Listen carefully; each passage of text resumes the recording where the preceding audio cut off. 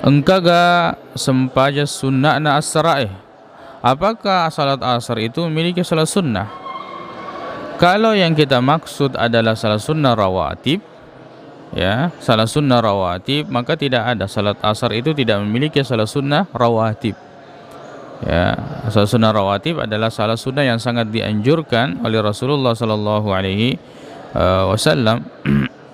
Nekia kita boleh untuk melakukan salat sunnah di antara azan dan iqamah, mengamalkan hadis yang umum bahwa baina kulli al-adzanaini salah, bahwa di setiap dua azan, yang dimaksud di sini dengan azan dan iqamah, karena azan itu maksudnya pemberitahuan, maknanya adalah pemberitahuan, yaitu azan dan iqamah itu ada salat. Jadi boleh kita untuk melaksanakan salat di antara azan dan iqamah sebelum salat asar.